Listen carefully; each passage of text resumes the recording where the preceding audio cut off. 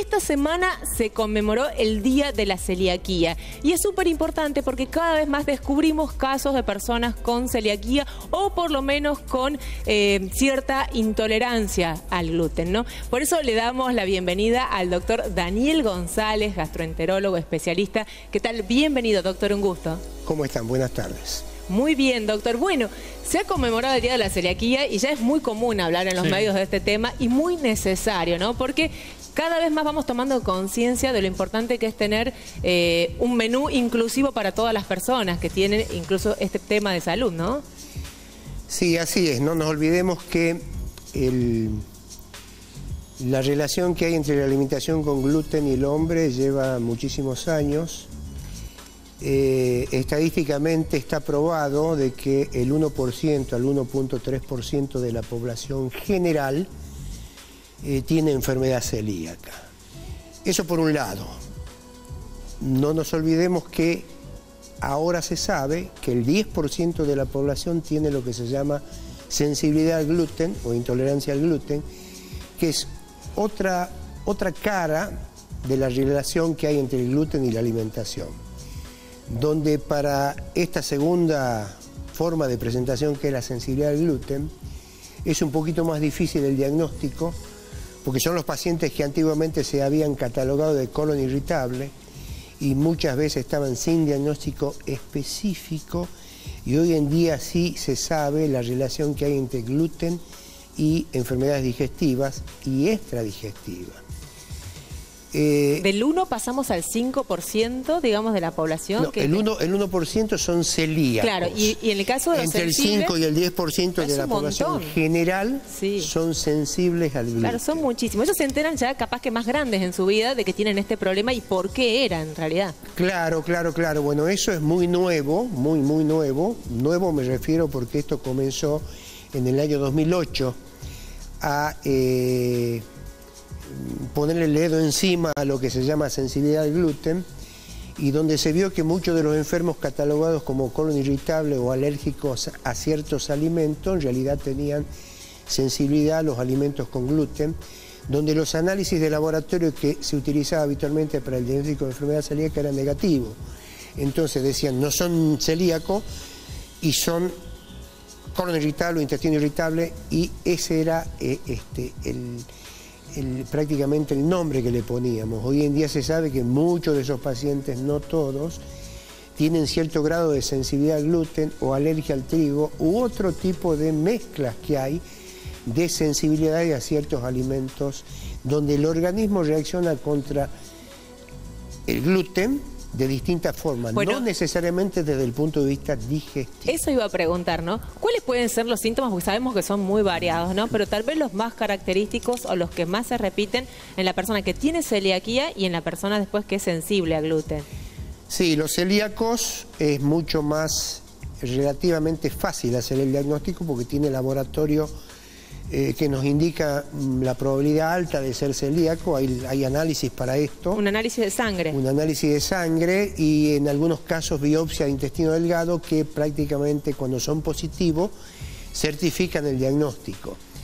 En los sensibles al gluten es un poquito más difícil porque son pacientes que dejan de comer gluten y mejoran, pero no hay un análisis específico que nos diga que realmente el paciente es sensible porque no hay un laboratorio compatible para hacer el diagnóstico. Es más difícil, ¿por qué? Porque se relaciona mucho con fenómenos extradigestivos. Dolor de cabeza, trastornos del equilibrio, crisis convulsiva, trastornos en la piel, lesiones que tienen que ver en la piel, me refiero a trastornos que tienen que ver en algunos casos con rosácea. Puede ser también de gente que ha reportado caída del cabello, quebrantamiento de las uñas. Eso sí, eso se da, caída del cabello, quebrantamiento de uñas y trastornos en la piel se da en una variable que se llama During, enfermedad de During, que es lo que se llama dermatitis herpetiforme, que también es condicionada por el gluten.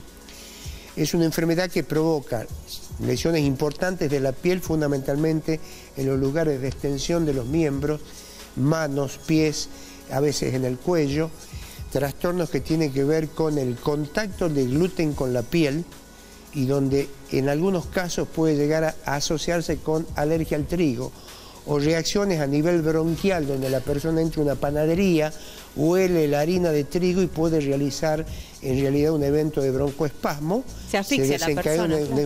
Claro, provoca un broncoespasmo. El contacto del gluten, del ambiente, con su epitelio bronquial.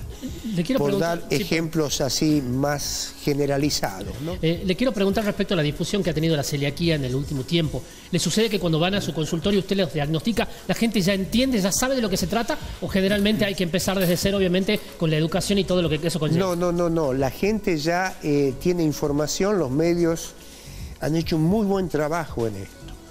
Para darle un ejemplo monetario, en Estados Unidos casi todo es sin gluten, casi todo.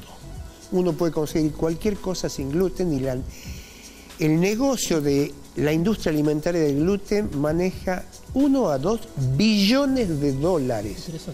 Billones de dólares en Estados Unidos. En Europa del Norte pasa algo parecido.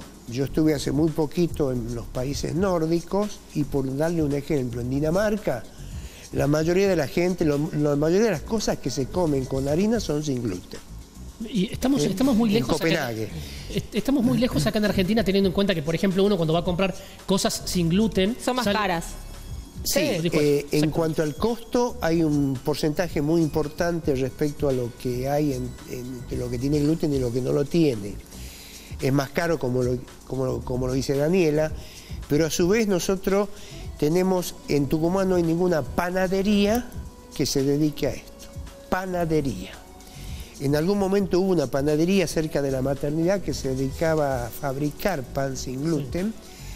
Esa panadería cerró hace muchísimos años y hoy en día existen grupos que se dedican de autoayuda, algo así como autoayuda, donde son personas celíacas que se dedican a cocinar o a hacer los panes sin gluten y a vender esos panes.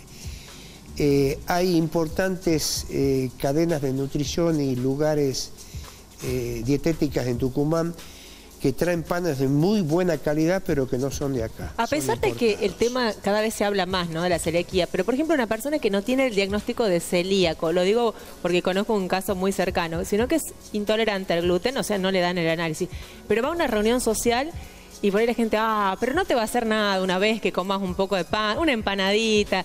La gente por ahí, a pesar de todo lo difundido que está, a veces no llega a entender el malestar que después genera el cuerpo, ¿no? Hay una cosa importante. Si esa persona va a una fiesta y come un sándwich con gluten, probablemente no le pase nada. La intolerancia tiene 4 grados. En muchos grados, de esos grados, depende de la cantidad y el efecto acumulativo. Si esa persona come un sándwich, al otro día se come una empanada y al otro día se come una pizza, sí, puede hacer la reacción en los lugares en donde el paciente presenta los síntomas. Ahora, si esa persona se come un sándwich y al otro día sigue con su dieta, es muy probable que no pase nada. Para los celíacos, el cutoff, es decir, el límite de cantidad de gluten para el inicio de la reacción desagradable que tienen los pacientes son 10 gramos de gluten. Y 10 gramos es algo mínimo. Sí. Por lo tanto, en los celíacos. En los sensibles hay una variabilidad un poquito más grande, pero no nos olvidemos que el sensible tiene otros síntomas en general asociados que son extradigestivos. La enfermedad celíaca fue en un principio una enfermedad de niños, era una enfermedad de que los pediatras hacían el diagnóstico. Hoy en día se sabe y se ha visto post pandemia que la razón emotiva, desde el punto de vista, el cambio emotivo que hubo post pandemia de COVID, provocó que esa alteración inmunológica provocada por la alteración emotiva desencadene una serie de enfermedades autoinmunes que genéticamente ya estaban preestablecidas. Como por ejemplo, aparecieron muchos casos de hepatitis autoinmunes, celíacos, sensibles, tiroiditis autoinmune, artritis reumatoidea, una serie de enfermedades autoinmunes relacionada con las alteraciones desde el punto de vista emotivo. Es tremendo, y en la parte, digamos, del estómago, cómo influye todo lo emocional. Doctor, justamente, cambiándolo tal vez un poco de tema, pero todo el mundo está preguntando, ¿qué pasa con el dengue y el hígado, no? ¿Por qué la picadura del mosquito de repente me provoca tantos trastornos en el hígado y después tengo que hacerme chequeos? ¿Y cuán importante es? ¿Cuál es el tema en el dengue? El virus del dengue es un virus que se llama Flaviviridae. Son virus que tienen un tropismo, es decir, una orientación especial hacia ciertos órganos. Uno de los órganos es el hígado, que son los órganos del sistema de defensa del organismo, se llama sistema retículo endotelial. El vaso, el hígado, la médula ósea y los ganglios linfáticos. Son los órganos de preferencia del virus del dengue. Entre otros está el hígado, en el cual durante el episodio agudo de dengue, la primera semana o la segunda semana, pueden aparecer aumentos de transaminasa, que son elementos en el laboratorio hepatológico que nos indican que hay muerte celular de la célula del hígado.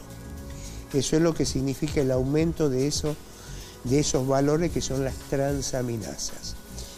Eso significa que hay una hepatitis, una inflamación del hígado, que no es únicamente la hepatitis por el virus, sino a veces también tiene que ver el efecto autoinmune que hay alrededor de la reacción en el dengue. Pero específicamente el hígado es un órgano del sistema retículo endotelial, que es el sistema de defensa. Digamos, queda inflamado y delicado de alguna manera. Inflamado, donde la evaluación de la intensidad de la inflamación y de la gravedad del cuadro lo va a dar si esa persona tiene enfermedades hepáticas previas, o es un alcohólico, o tiene una hepatitis C que no ha sido tratada, o tiene otra enfermedad del hígado en la cual ante esta inflamación se intensifica la reacción general de esa hepatitis. ¿Y hay que hacerse chequeos entonces luego de tener dengue del hígado para ver cómo está todo? Sí, hay que hacerse chequeos. Generalmente lo que uno hace en la práctica es el laboratorio de transaminasas, que habitualmente está elevado por 3 a 5 multiplicado el valor normal de las transaminasas. En general no llega a más de 400. ¿Y a la persona se le recomienda no hacer actividad física luego de esto, digamos, cuando los valores están elevados? ¿Cuánto tiempo tiene que cuidarse? Nosotros lo que hacemos es, esa persona, no por esa situación, sino al estar transitando un cuadro inflamatorio infeccioso de un virus que, no nos olvidemos que estos son virus para nosotros nuevos, en el sentido de que jamás hubo un cuadro o una cantidad de pacientes con enfermedad como ahora. Nosotros tuvimos en el año 2009, la primera. El año pasado tuvimos casos de dengue, pero ahora se multiplicaron los casos y los serotipos y el tipo de virus que ataca pasa de uno a otro. El año pasado fue un serotipo y este año fue el otro serotipo. Son 4 serotipos de dengue, donde a veces el peligro lo da que uno ya ha tenido dengue por un serotipo el año pasado y esa persona tenga una infección por dengue con otro serotipo, donde a veces esa suma de serotipo y la respuesta del organismo al nuevo serotipo puede provocar un cuadro un poco más grave. Y en el caso puntual del hígado, ¿se recomienda tener una dieta por lo menos durante un tiempo luego de que la transaminasa esté elevada? ¿Qué es lo que nosotros hacemos? Hacemos una evaluación de transaminasas. El paciente, después del 7º día, entre el 5º y el 7º día de síntomas, del comienzo de los síntomas, son los días, en general, los días más peligrosos. Tenemos antígenos circulantes, o sea, esa persona, si lo pica un mosquito, el mosquito está dando vuelta y por lo tanto va a ser muy probable que ese mosquito lleve el virus a otra persona, claro, si pica a otra persona. Posteriormente hay un momento en el cual la viremia desaparece, pero quedan los anticuerpos. Los anticuerpos, para luchar contra esto, al principio tienen un nombre que son los IgM en los primeros días, que significa que es una infección aguda. Una vez que pasa el periodo agudo, la persona queda con la memoria y queda con los anticuerpos de memoria y los anticuerpos de cronicidad. Entonces queda con otros anticuerpos que son los IgG. Esos anticuerpos nosotros ahora prácticamente no lo evaluamos a los anticuerpos, hacemos el diagnóstico con la clínica y en los casos de transaminasas altas sí hacemos un control posterior, más en los pacientes que tienen enfermedades hepáticas previas. Y una ecografía para ver la respuesta del hígado y cómo está el hígado, porque a veces no sabemos si el paciente tiene una enfermedad de hígado previa que a veces... El control fundamental, entonces. Claro, la encontramos cuando le hacemos una ecografía, a veces la persona nunca se hizo una ecografía, como por ejemplo un hígado graso. Y nos descubrimos ahí. Un hígado graso puede tener una menor calidad de defensa que un hígado normal. Claro. Entonces ese hígado nosotros tenemos que preservar que ese paciente con hígado graso no tenga otra evolución. Bien, doctor, muchísimas gracias por visitarnos y darnos claridad sobre estos dos temas no tan amplios. No, como siempre es un gusto venir acá y es muy importante lo que ustedes hacen. La difusión de las medidas de prevención y de las etapas de las enfermedades, de las distintas enfermedades en sus distintos nombres y periodos, es importante que la gente lo conozca. Nosotros no podemos estar siempre del lado del micrófono y poder llegar a la gente, pero ustedes sí llegan a la gente. Y eso es importante, la comunicación para que la gente cada vez tenga mayor información y tengamos menos errores cuando el paciente llega a la consulta. Esa es la idea, doctor. Aprovechemos estos espacios para eso. Muchísimas gracias. Eso debe ser así. Pausa y ya volvemos con más aquí en Ventana a la Ciencia.